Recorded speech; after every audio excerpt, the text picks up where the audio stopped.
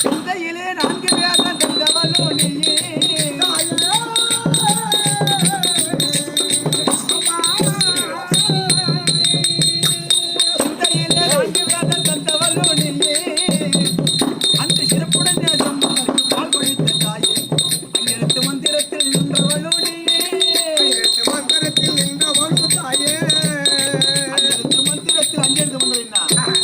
ஓம் சக்தி ஓம் சக்தி ஓம் சக்தி ஓம் சக்தி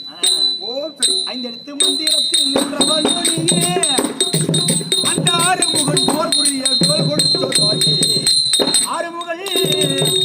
போர் புரிய கோல் கொடுத்த